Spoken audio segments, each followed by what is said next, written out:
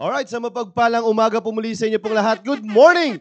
Good morning po, church! Good morning po sa lahat po ng mga sumusubaybay po sa atin dyan sa ating Facebook Live. At nagbabalik na naman ang inyo pong paboritong programang Impormasyong Pangkalusugan. Again, salamat po sa Panginoon na tayo po muli ay nagsama-sama upang matuto ng karagdagang impormasyon, lalong-lalo na sa ating kalusugan, mga kapatid. Again, good morning po sa inyo pong lahat, and I hope na kayo po ay ready na upang matuto ng ating mga pag-aaralan ngayong umaga pong ito. Nakikita nyo naman po ang ating anong tawag nito, ang ating didiscuss ngayong umagang ito ay kundi yung mga ah,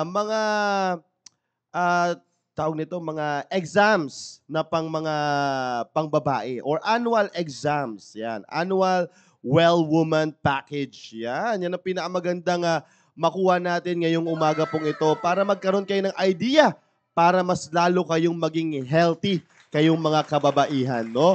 At siguro next time, itatalakayin din naman natin yung mga panglalaki naman. Siyempre, at tinaon lang natin yan kasi ngayong Marso ay Women's Month. Ayan. Kaya mas maganda alam ninyo ano yung mga dapat ninyong kinukuhang mga examinations. At para masagot din ng ating doktor mamaya, para saan ba yung mga yan? At gayon din, kung may katanungan kayo mamaya, itanong nyo lang dyan sa ating comment section box. Okay? Sige po, at syempre hindi ko napapatagalin tayo. We welcome po ng aking pinakamagandang host for this morning. Walang iba kundi si Doc Julie Castro. Yes. Good morning, Sir Con. At, Good morning, Doc. How are you? Hi. Kahit wala pa yung pangalan ng anak ko, masaya ako. Yan, oo. Anyway. Nakawin ka na naman ng isa.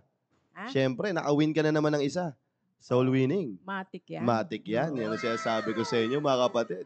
Si Doc Julie, boundary na ngayong araw na ito, siyempre, di ba? Kaya yan ang magandang hamon sa atin, mga kapatid. O, at least si Doc Julie, nakaisa na ngayon. Kayo, mamaya-maya, konti. Yeah, sige po, Doc Julie.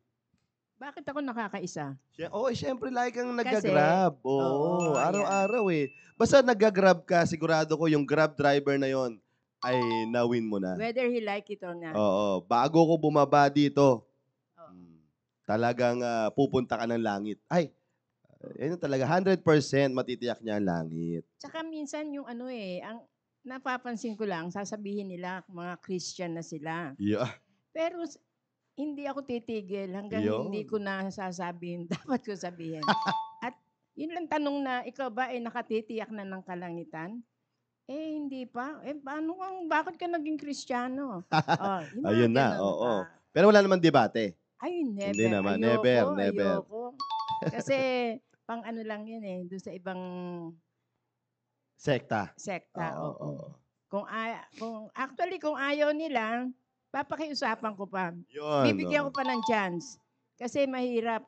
250 rin yung bayad ko, no? Kasi kailangan na natin na Maging blessing. maging blessing tayo dahil bine-bless tayo ng Panginoon, binibigyan tayo ng pang-grab.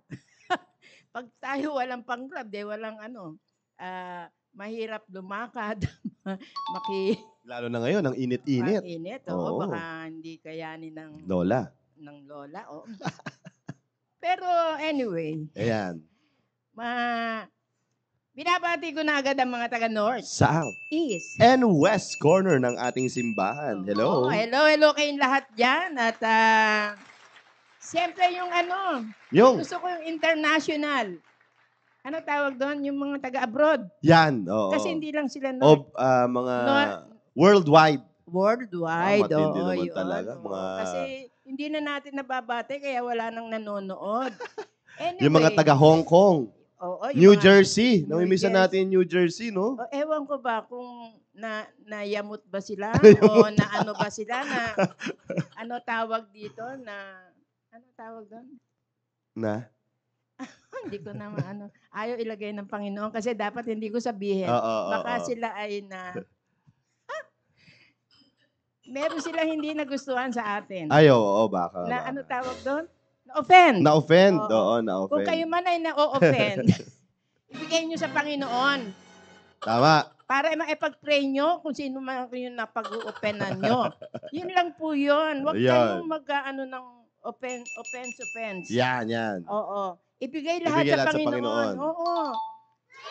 Kayo rin, papangit kayo. Yan, oo. Oo.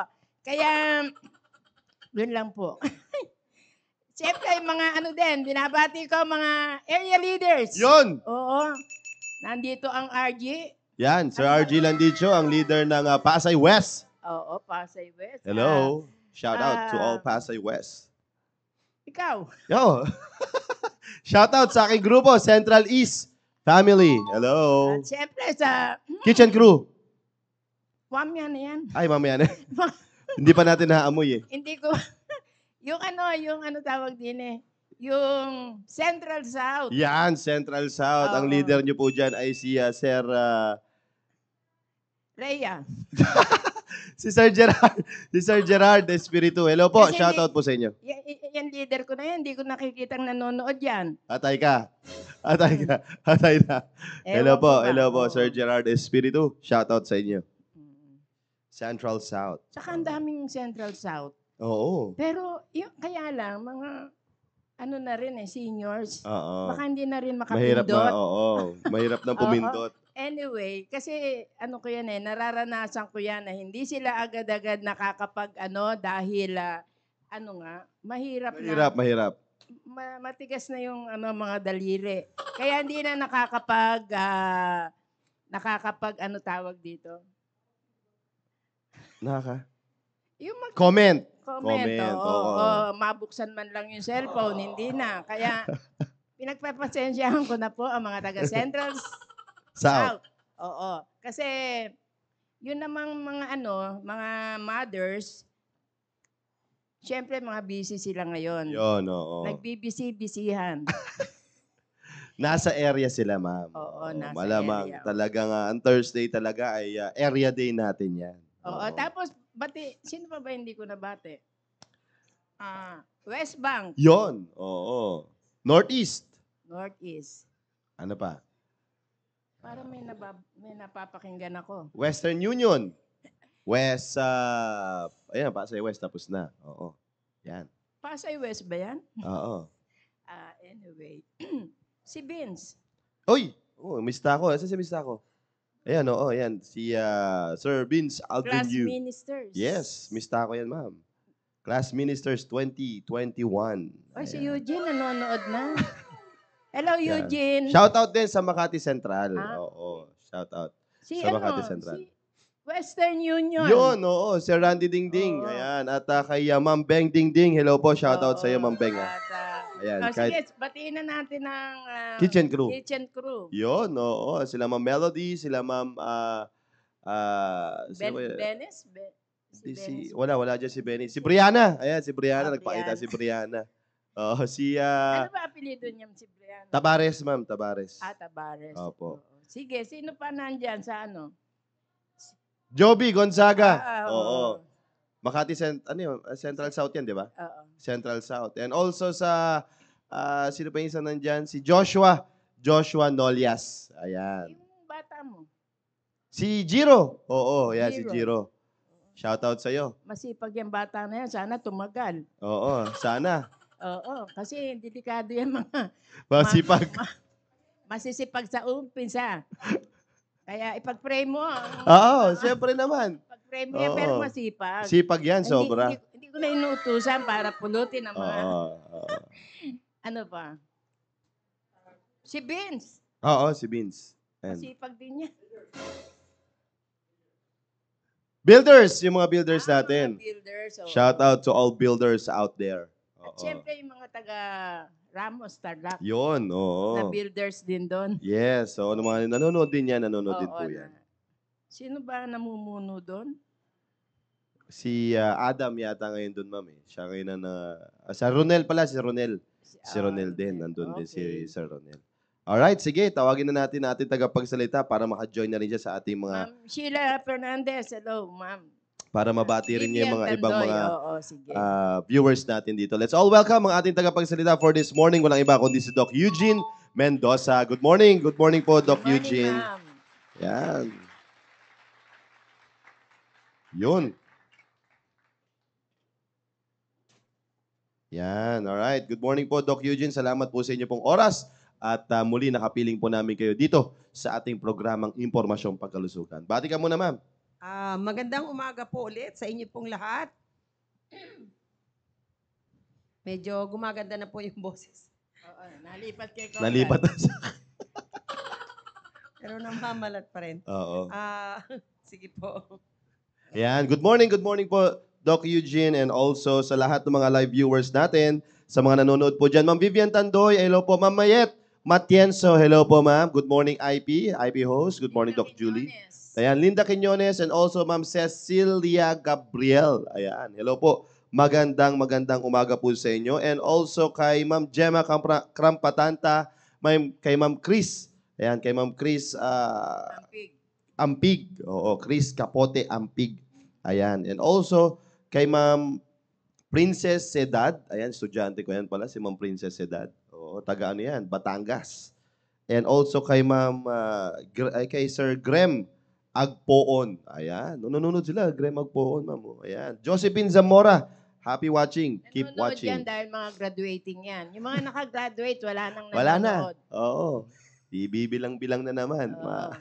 Yeah. Hello po. Ayan, sabi po dito, good morning, Ma'am Eugene, and also sabi yan dito ni Ma'am Gemma Krampatanta. Magandang Ayan. umaga po. Hello po. Good morning po sa inyo pong lahat. Yung Ayan. Josephine Zamora, ano ba yan? Hindi ko sure, ma'am. Kung sagasan si Ma'am Josephine. Ma'am Nilda Ociel. Hello po. Good morning po, IP, Makati Central Family. Yun. Mami Hilda Tebes Hunzay. Uy, Good hello po. morning Good po. morning. Good morning. Ang mother and daughter, delightful recipes. Uy, yan. Napakasarap yan. Oo. Sana matikman ko rin.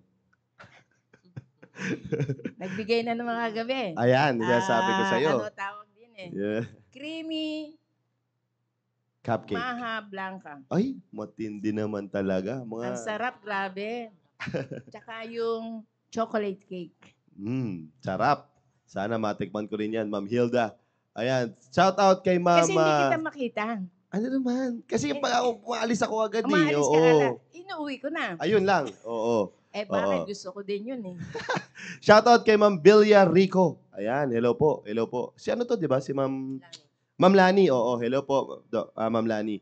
And also kay Ma'am Blesime Heronimo. Ayan, good morning everyone. Yung na yan, yan yung ano. Bilya pala, Bilya. Yan ang nanay ni Hener. Hener. Oo. Na Ayan. nagsya-shout out. Kay Ma'am Carmela. Ayan, oo. Well, anyway, so again mga kapatid, maganda po yung discussion natin for this morning. Kaya again, kung meron kayong mga katanungan, maganda i-comment nyo lang dyan sa ating comment section box so that we can be a blessing at masagot namin yung mga agam-agam ninyo pagdating dito sa mga katanungan na gusto nyong itanong dito sa ating topic patungkol dito sa Basic Annual Well Woman Packages. Alright? Sige po, Doc Eugene, bibigay ko na po sa iyo yung discussion for this morning. Ayan. Yun. Salamat. Magandang umaga po ulit sa inyong lahat. It's very timely po bago matapos ang buwan kasi ito yung last episode po namin for March.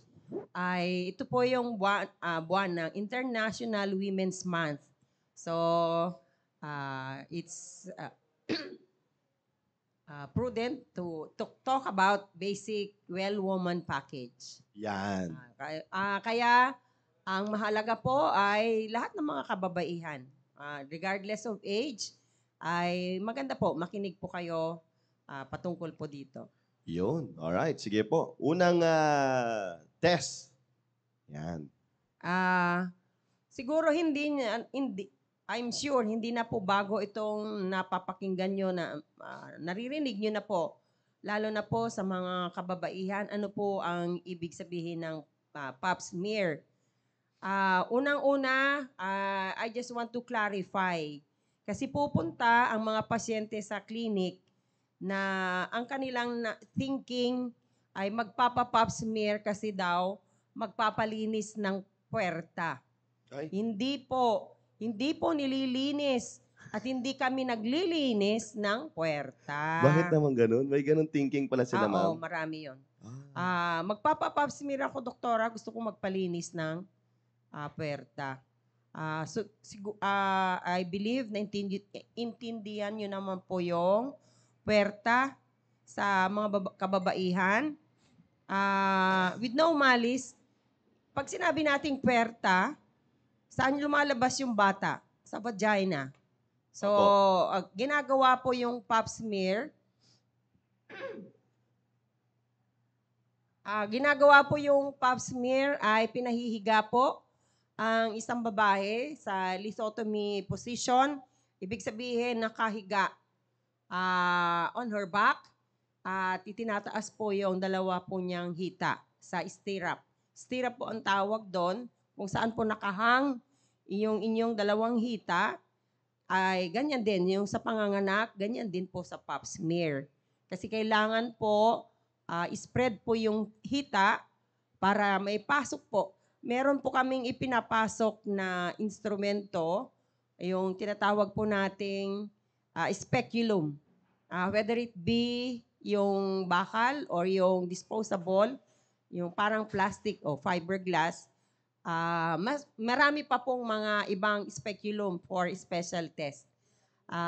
Ito po ipinapasok sa loob po ng puwerta para ma-visualize, makita po natin yung vaginal walls at saka yung cervix.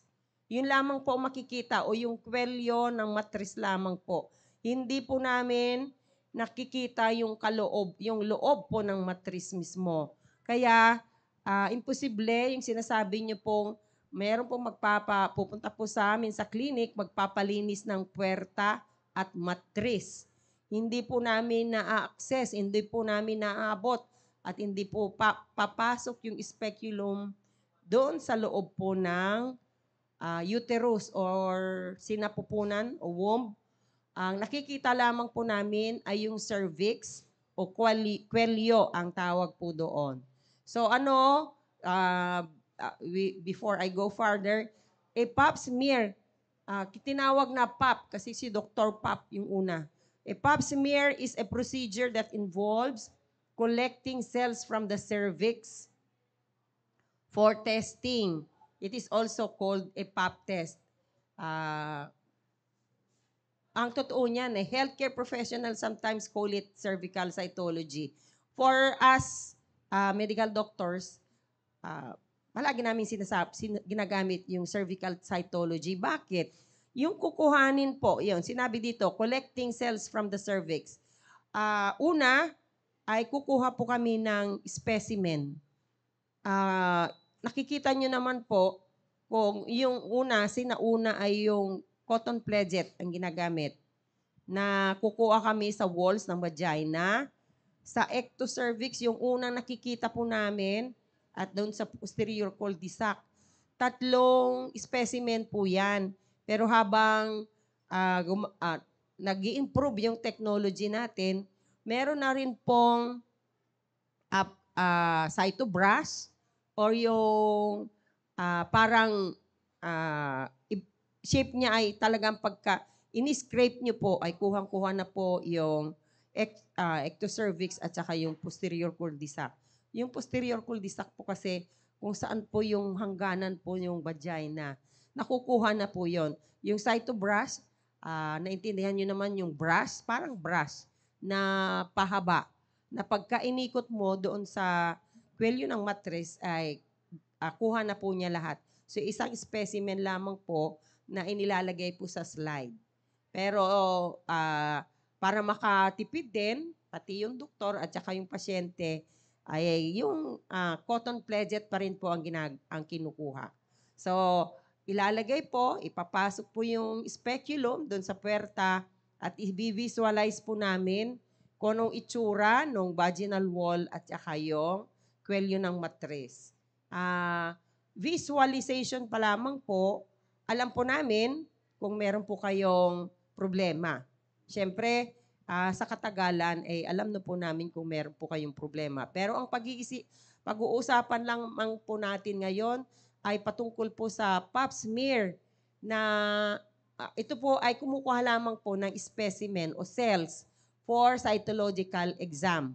So ibibigay po sa laboratory, ang nagbabasa niyan ay siyempre sa pathology ay tinitignan po ng mga doktor, yung pathologist po doon ang magbabasa. Pero syempre, meron na rin siyang mga assistant sa laboratory. Pwede po nilang silipin ito po, tititignan po sa laboratory. Yung slide kung saan po inilagay yung cells na kinuha po sa inyo. So, I just want to make it clear, hindi po namin nililinis ang matris nyo o hindi po hinuhugasan. Meron pang sabi hinugasan eh. Ang inyong matris ay hindi po namin abot, yung loob ng matris. Ang nakikita lamang po namin ay yung kwelyo or the cervix at saka yung vagina, yung kung saan po. Kasi pwede pong may infection po kayo sa vaginal wall, pero hindi po abot yung cervix. Okay? So, kinukuhanan po ng cytology specimen, yung inyong puwerta. Para mas madali. The pap test usually is done at the same time as a pelvic exam. During a pelvic exam, a healthcare professional checks the reproductive organs. Sometimes, the pap test may be combined with a test for human papillomavirus or called HPV. So, yung human papillomavirus is a common virus that passes through sexual contact. Most cervical cancers are caused by HPV. Sometimes the HPV test is used instead of a pap test for cervical cancer screening. Yung pap smear, uulitin ko po, screening procedure lamang po to. Pwede, during the pap smear, ay makukuha lang po. Very good kung walang makukuhang infection or abnormal cells. Pero it's not yung specificity at sensitivity ng pap smear para makita po kung meron po kayong human papillomavirus infection ay hindi po masyado. So, nire-recommend po yung HPV testing. Ano po doon, yun nga lang ay mas pricey. Kasi po, doon po makukuha kung meron pong abnormal cells.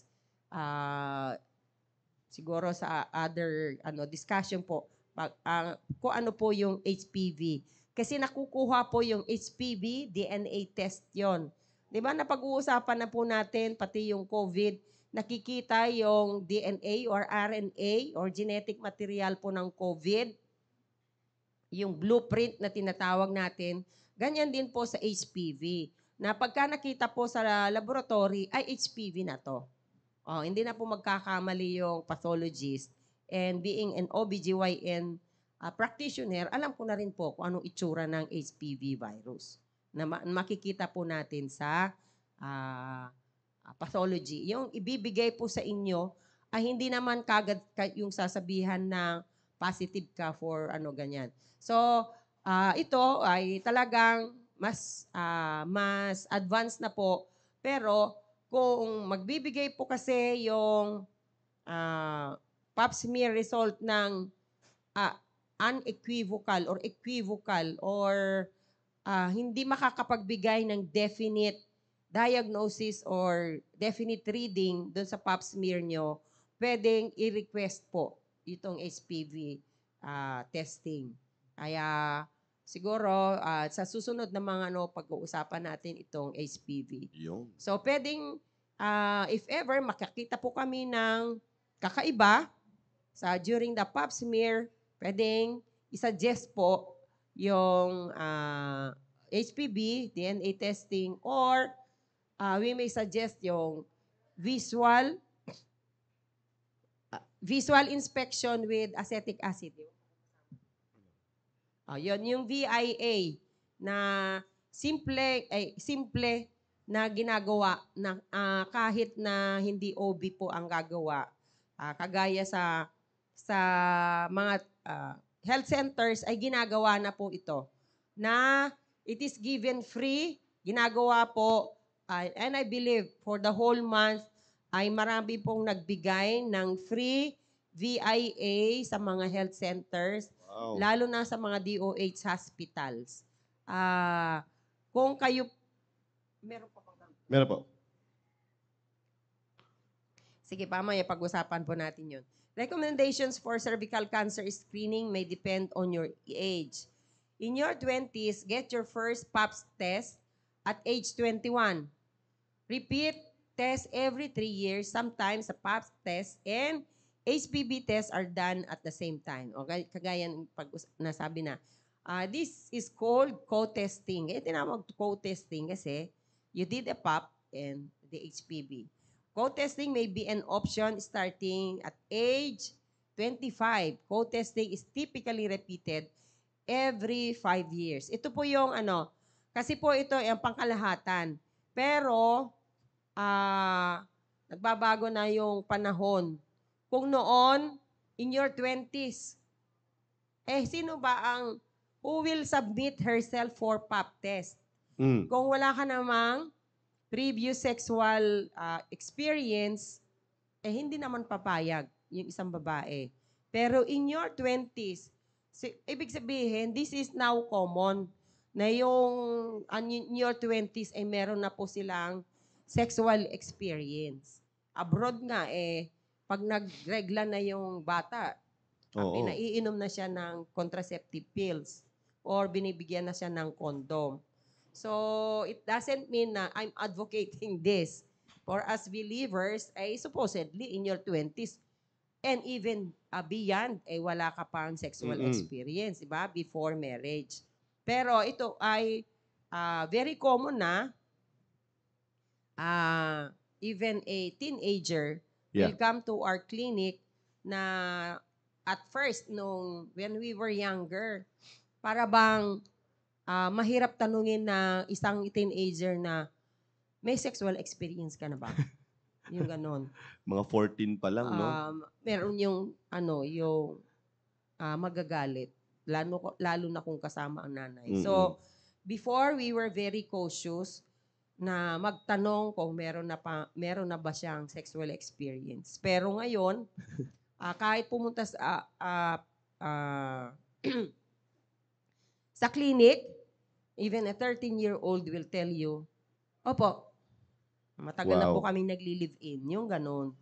So, in your 20s na sinasabi nito, you may even suggest even to younger ones. Wow. Kaya nga po tinatanong namin sa aming pasyente, kayo ngayon hindi na po kami takot na magtanong kahit na teenager.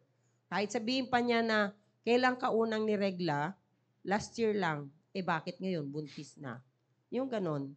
Hindi na niya na-enjoy gumamit ng napkin bago siya nabuntis. So, of course, we qualify or we individualize our patients when we request for pap smear. So, ito ay pangkalahatan. So, sabi niya, in your 20s, get your first pap test at age 21. Ibig sabihin, meron na pong sexual experience itong mga ito because a virgin woman will not submit herself na ipasok mo yung speculum exam. And what for? Kung wala pa naman sexual experience, but take note, i-qualify din natin kung anong sexual experience na sinasabi. Kasi, hindi naman, sabi ko sa inyo, I'm talking here as an OBGYN specialist, hindi po, mali siya. Yung sexual experience, we qualify it. If virginity is always, sinasabi po namin kung there is penile penetration. So kung yung ibang aparato, medically, a woman is still virgin. Kaya ano yung sinasabi natin, yung mga sex toys. I hope you understand kung ano yung mga sinasabi nating sex toys. At meron na pong yung mga man-to-man relationship at meron din woman-to-woman relationship. Yeah. Kaya pag yung sexual experience na sinasabi po namin, ay tinatanong po namin kung sino yung partner niya. At hindi na po kagulat-gulat pag pumupunta sa clinic na with weeping lesions, magpapa-pap smear, or grabe na, ang itsura, malaman-laman mo ang kanyang partner ay babae rin pala. So,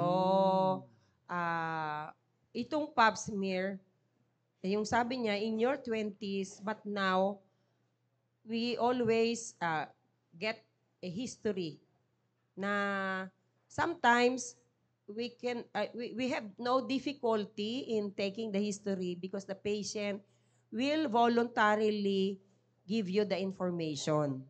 Kasi magtataka ka, magpapapap smear ang isang teenager, ayun pala ay matagal na siyang may ka-live-in na Wow. kapwa niyang babae. So, ang ibig kong sabihin po dito ay marami na po silang experiences. Hindi lamang po sa sex toys. Marami na pong mga siguro this is not the proper forum for me to sabihin pong lahat ng to. Kaya ine-emphasize ko lamang po for us we get the history and sabi ko nga po we have no difficulty in getting the history because they are very frank to tell us and inform us answers we supposed to ask them. Kaya yung pap smear ay hindi lamang po para sa mga 20s and up, depende po sa pasyente na darating po sa amin. And nakakalungkot po at pabata ng pabata ang mga pasyente po namin na hindi na, yun nga, nakakaranas na po para bang sex is just for fun. Marami pong ganon. Kaya Totoo sila yan. pupunta, sasabihin nila kagad, baka daw magka-cancer sila o magka-infection. So Yun. magulat ka na lang, teenager pa lang. Kaya sabi dito, after age 30, cervical cancer screening after 30 often involves yung co-testing na po with PAP and HPV every 5 years. Kasi po, itong cervical cancer ay isang slow-growing cancer. Kaya sinabi nilang every 5 years. Sometimes the HPV test is used alone and repeated every 5 years. Siyempre po, sabi ko nga po, pag uusapan din po natin yung VIA or visual inspection with acetic acid. So after age 65, consider stopping cervical cancer screening after discussing your health history and risk factors with your healthcare professional. If your cervical cancer screening test haven't found anything that's not typical, you may choose to stop the screening test. So, itong sinasabi niya, you haven't found anything that's not typical. The atypical, yung kakaiba, ang itsura. So, pwede na pong itigil yung pap smear after age 65.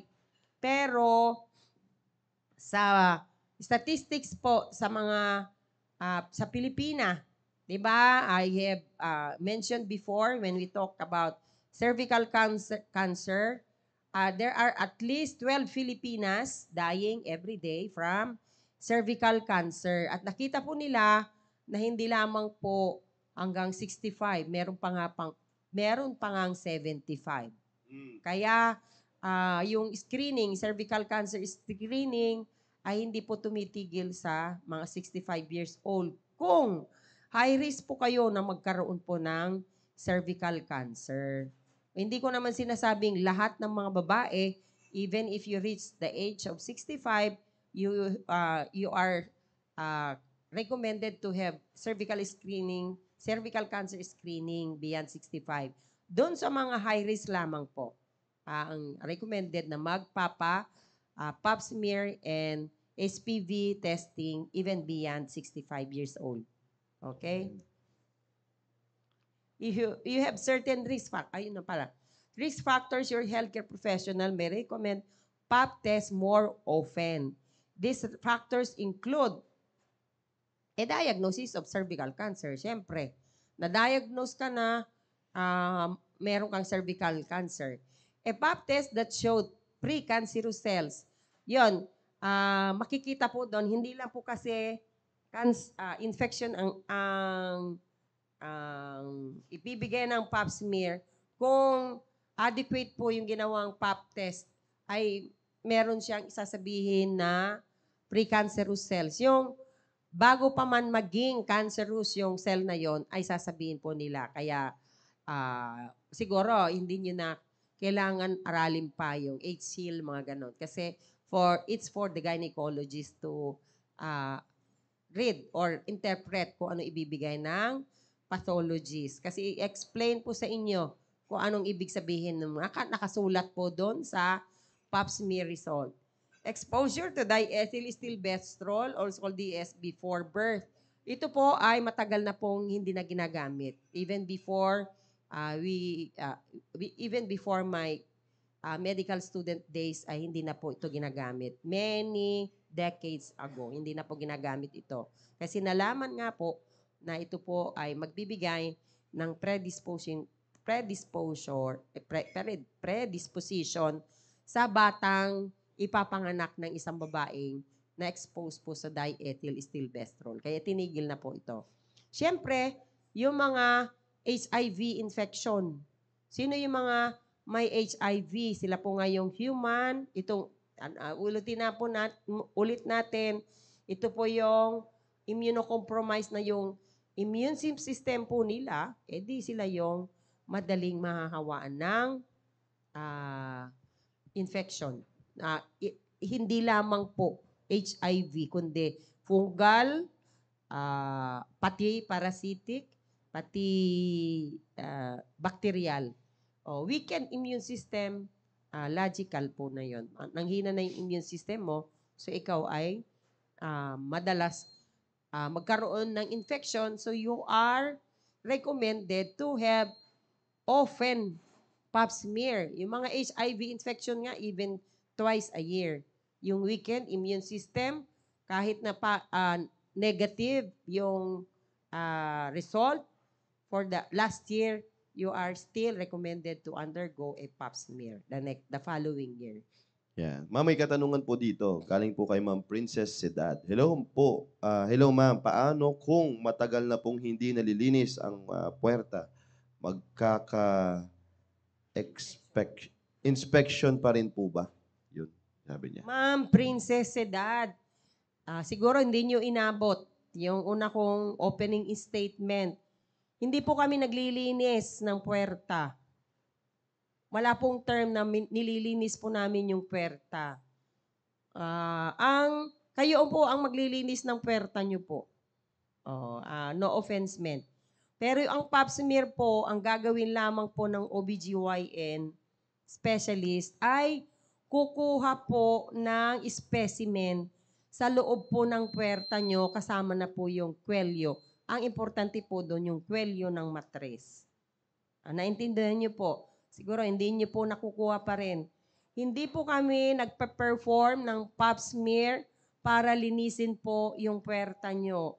Hindi po yun. Kumukuha lamang po kami ng specimen for cytological examination sa pathology or laboratory para malaman po natin kung meron po kayong ongoing infection, inflammation, or meron pong precancerous lesion na ang ibig sabihin na maybe in the future ay magkaroon po kayo ng cancer po sa cervix. Hindi po kami naglilinis po. Kayo po maglilinis ng inyong puwerta. I just want to make it clear. We do pap smear just to get a specimen from your cervix and vaginal wall. Hindi po kami naglilinis ng matris. Ayun. Alright. So I hope nasagot po ang inyo pong katanungan, ma'am. Alright. So, dito muna natin, dito lang yung pap smear, ma'am, kasi. Hanggang dito lang yung pap smear. The next is yung urinalysis naman ang tatalakayin natin. Para saan ba to? Ngayon, ma'am, kung may maghintay lang tayo ng mga ilang katanungan para po dito, sa just in case na kung gusto nila nga magtanong, regarding po dito sa pap smear po na ito, no? Tulad niyan ni Ma'am Princess Sedad. So again, nililinaw po ni Doc Eugene, no, hindi po sila naglilinis puwerta. Alright? And then, usually, ma'am, pag ganito, kunyari hindi, di ba may mga free naman po ito, Doc, di ba? Sa mga barangay. There is a mass free pap smear sa mga health centers po. Kasi kung punta kayo sa private, for one, mahal na talaga po ito. Mahal to. Mahal na po. Kasi Mga nag-range ng ilan, ma'am? Nagbabayad din po kami ng pathologist, hindi naman po. Yung pathologist is specialista rin po. Yun. So hindi lang po yung medtech ang nagbabasa. Yeah. Ang nagbabasa po niyan, it's not us. Hindi po yung OBGYN, yung kumuha ng specimen ang magbabasa. It's the pathologist who will read or interpret the result of your pap smear. Hindi po kami. So kung magawa kami ng pap smear, hindi lamang po nag-iisa yung doktor na kausap nyo. Yung pathologist po ay binabayaran po namin. Ang ibig kong sabihin, sabi ko sa inyo, uulitin ko, sino po yung, kasi may tanong po dito. Sige po. Sino po ang high risk sa cervical cancer? Sino po? Kung sino po yung mga nakinig po noon. Di ba Apo. Before. yung mga high risk for cervical cancer, unang-una, yung mga health workers. Sino po sila? Kasi sa ibang bansa, that is a legal profession. Like Thailand.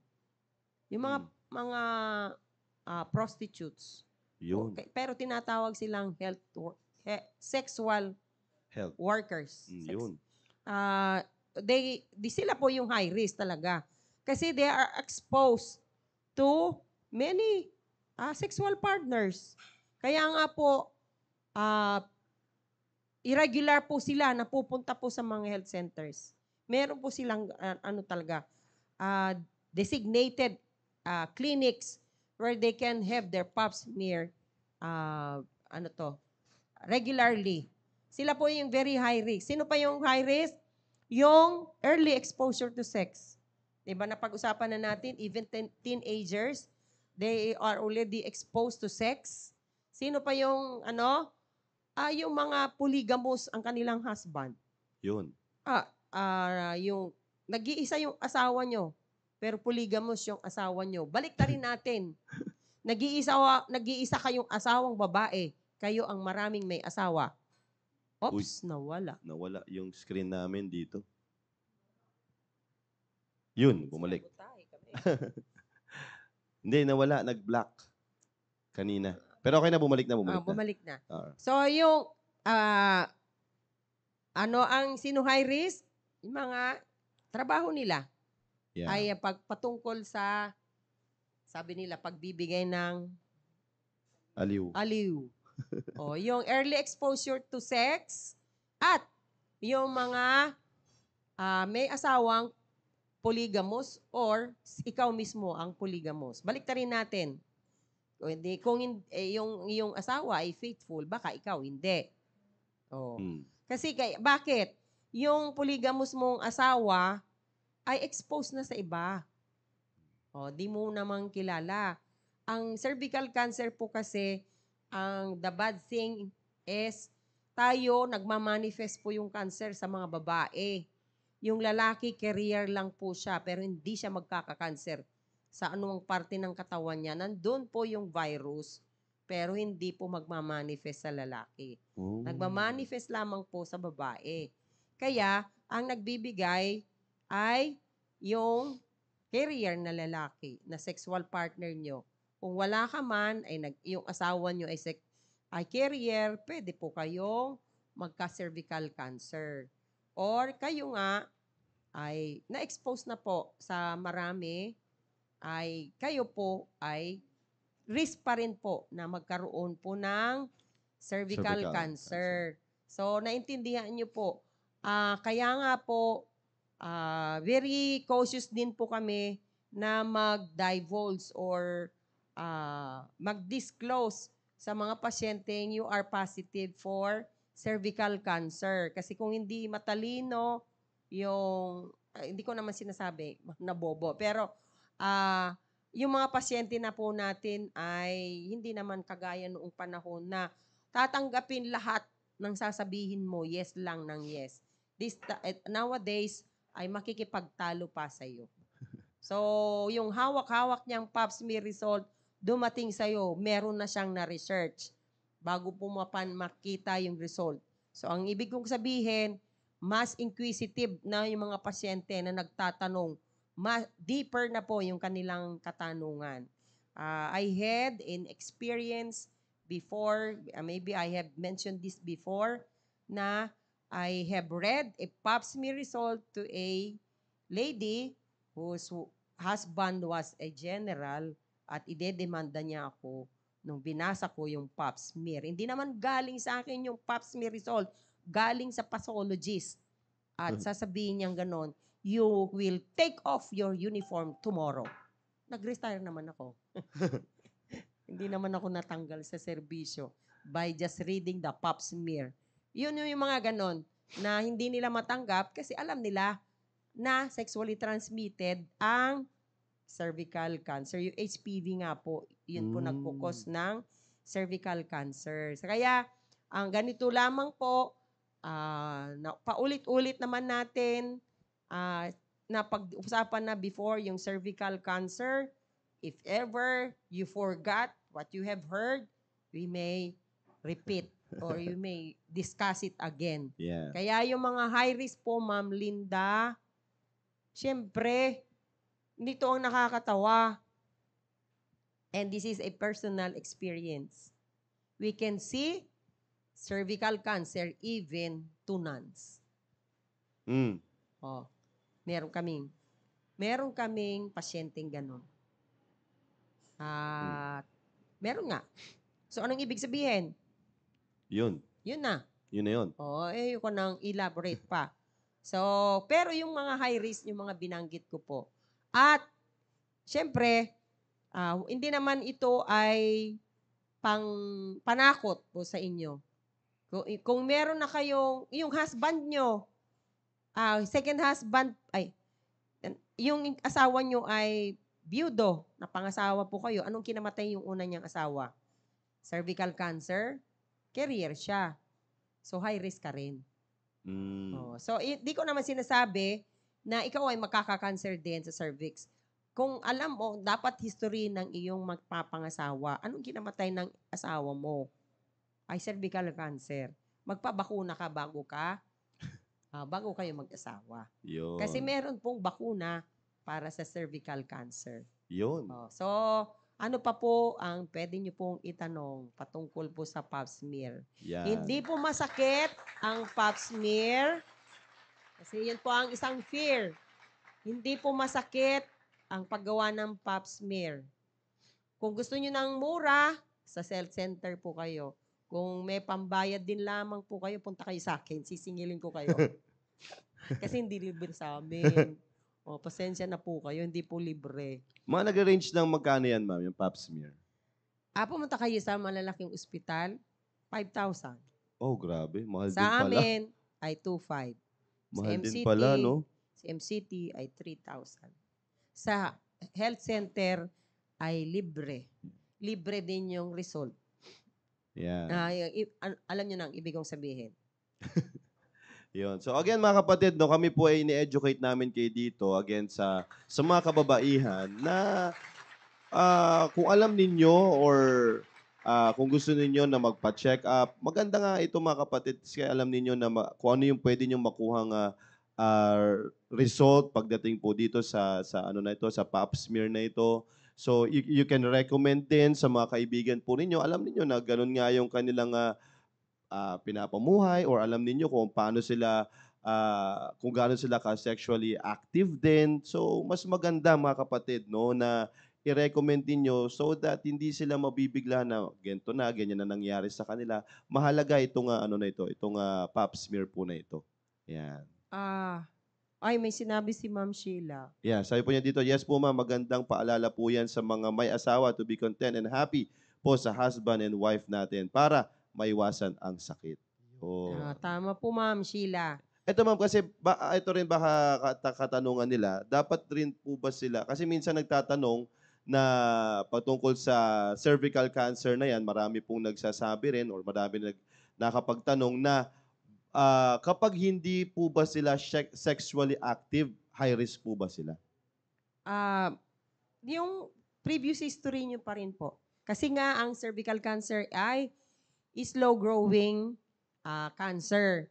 Kaya kung meron po kayong mga history, pwede kayong magpa-pap smear ngayon. Ang recommendation, kung sunod-sunod for 3 years na normal, you can have it after 5 years. Yun. Oh, hindi na i-recommend sa inyo na every year.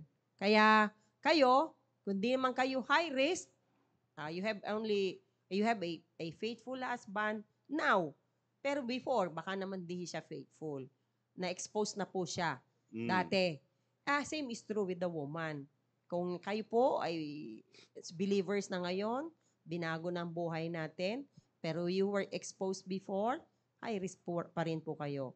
Kaya, ang ibig ko sabihin, kung meron na po kayong nakikitang kakaiba, lumalabas po sa inyong puwerta, ay better yet, submit yourself for pap smear. Yun. Hindi ko naman po sinasabi palagi na may cancer na po kayo para matreat po.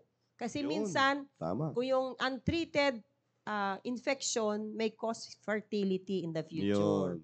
So, makaka-apekto sa fertility po ng isang babae na pwedeng magsara po yung tubo nyo. Hindi na kayo mabubuntis. Yeah. At lagi nyo rin po tatandaan mga kapatid, baka kasi akala niyo po yung pap smear para ma-detect lang yung cervical cancer. Hindi po, marami pong pwede siyang ma-detect. Mga infection, mga ang tawag na, sexually transmitted disease, may mga ganyan, marami po. Hindi lang po yung sa cervical cancer per se. Yan, marami po sila. Tulad nung sabi ni Doc Eugene kanina, pwedeng may ma-detect na iba na pwedeng makadamay or makaapekto sa pagbubuntis or sa pagsasama po ninyo bilang Yung mag-asawa. pap smear mo po kasi is more sensitive po sa infection rather Yun. than cervical cancer. Kaya nga po yung HPV testing po tayo.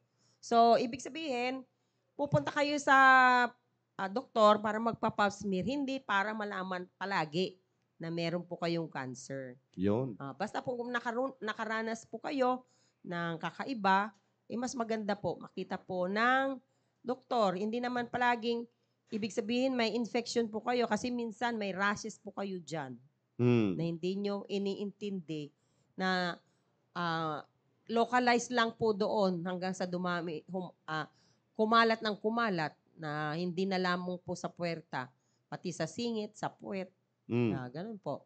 So, mas maganda makita po kaagad para maliban sa mas madaling gamutin, mas shorter ang killing time, makakatipid kayo sa pambili ng gamot. Yun. At hindi na kayo kailangan pabalik-balik po sa doktor. Ayun. Alright. So again, maraming salamat po, Doc Eugene. At nawa ay na-educate namin kayo patungkol po dyan sa Again, itong pap smear po na ito ay pwede nyo pong gawin annually. Kaya nga kanina sabi po natin, di ba, sa bungad natin, mga annual exam po ito. So, pwede nyo pong gawin. At least isa-isang taon, ay magpa-check up kayo. Wala namang pong masama doon. Lalo na kung libre. Sabi ko nga diba? sa inyo, you should treat yourself every year. Yun. Pumunta kayo, magpa-examine kayo. Tama. Kaya may mga ano yan, inilulunsad po yan sa mga barangays po ninyo. Alamin nyo lang po mga kapatid kung kailan po sila nagbibigay ng ganyan. At tulad nga ng sinabi ni Doc Eugene, i-avail po ninyo. I-avail po ninyo yan. Maganda na ma-check po natin yung kalusugan po natin. Isa lamang po to sa mga exams na tatalakayin po natin. Meron pa pong mga iba na mga exams na pwede po nating talakayin sa mga susunod pa. Basta, at tandaan nyo po, March is International Women's Month. Hindi lang po tayong Pilipino ang Yun. nagse-celebrate. Buong mundo po ito. So, treat yourself. Every March of the year, tingnan nyo, bigyan nyo ng panahon ng inyong sarili. Kung nakalimutan nyo nung birthday nyo, ay March, ay sabay-sabay kasi usually in March, nag-o-offer po ang gobyerno ng free. Kasama na po yung pap smear at saka yung ibang examination kagaya ng visual inspection with acetic acid na pag-uusapan po natin sa susunod. Yun. So, hanggang sa maabot po natin yung ultrasound, Yun. yung mga ganun. Yeah. Hindi lamang po yan pambabae, pati yung mammography. Yes. Napag-usapan na rin natin. Alright, tatalakayin po natin yan mga kapatid so that pag alam niyo may question kayo doon sa ano na yon, sa anong tawag nito, sa topic na yon, medyo walang gaano katanong, at least merong isa. Next time tatalakayin naman natin urinalysis. Alright, para saan ba yan? Ano bang pwede natin makuha diyan? Ano yung mga dapat nating alamin patungkol diyan sa urinalysis na yan? Again, ito po yung mga ginagawang exam para po sa mga kababaihan. Alright? So again, thank you so much, Doc Eugene, for educating us about dito sa pap smear po na ito. At baka may huling pabilin ka, kasama po si Doc Julie para sa mga manonood po natin. Sige po, Doc Eugene. Maraming salamat po for this opportunity Amen. and privilege na mapag-usapan po natin. Remember po, ang March ay hindi lang po International Women's Month, TB Month, Colorectal Month po ito, at saka Cervical Cancer Awareness Month. Kaya kung lahat po niyan ay nagbibigay po ng mga libreng konsulta at saka eksaminasyon sa mga health centers at saka DOH hospital. Although, ang Buntis Day is always March 10. Whatever day it may fall, it's always March 10. Every year po. Yun. Alright. So maraming salamat, Doc Eugene. Doc Julie. Maraming salamat, Doc Eugene. At gusto ko rin pasalamatan ang aming mayor, Lani Cayetano, dahil napaka-ano rin niya dyan sa mga ganyan. Oo. Lahat halos po libre. Wow. At pwede pa nga kayo sunduin sa inyong mga barangay. Kaya mapalad ang mga taga-Taguig. Doon sa mga malalayo naman, kayo na po ang pumunta sa inyong mga health center para malaman nyo kung ano ang libre doon at magpa-schedule na kayo agad-agad para hindi na po lalala kung ano man ang mga meron kayong nararamdaman. Kasi minsan walang nararamdaman po eh. Kaya maganda po yung mga examination na ginagawa na yan, lalo na sa ating mga babae.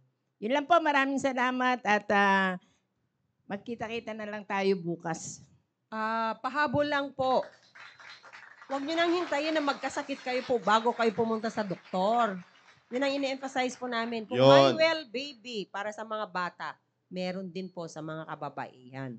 So, kung ito po ay binibigay na libre, you might as well avail of it. Huwag na kayong manghinayang at huwag kayong magreklamo.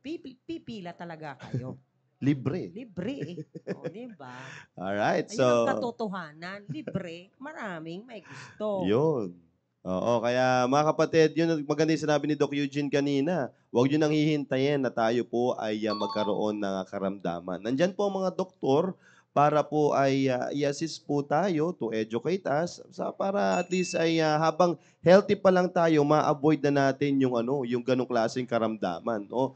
Kaya mas parang sa dentista lang din yan eh, di ba? Huwag na nating hantayin na mabulok yung ating ngipin bago tayo pumunta doon sa dentista. Hayaan nating alagaan ng mga dentista yung ating mga ngipin. Same thing din sa mga doktor. Hayaan nyo po silang alagaan po kayo para hindi po kayo humantong doon sa matinding karamdaman. No? Kaya pinag-aaralan natin itong mga test na ito, mga exams na ito, so that hindi kayo matakot. No? Kasi yung iba kasi natatakot eh. Baka kasi anong makuha, anong mangyari, ito na, cancer na pala. No? So be it kung may cancer, wala tayong magagawa. Yun na yun eh. At least nakita nga natin, paano kung hindi natin nakita? Nabulaga ka na lang, stage 4, o wala na, tapos na. O, di ba? Hanggat maaari, mas maganda, mas maaga, mas malulunasan pa po natin yan. Alright? So again, maraming salamat, Doc Eugene, Doc Julie, sa mga paalala po na ito. Mamaya, i-airin na po yung The Baptist Lunch. Keep tuning in. Napakaganda ng mga tinatalakay dyan, lalong-lalo na sa mga young people po natin. Kaya, wag po kayong aalis dyan. Susunod na po ang The Baptist Lunch. Again, have a great day and have a blessed day to you all.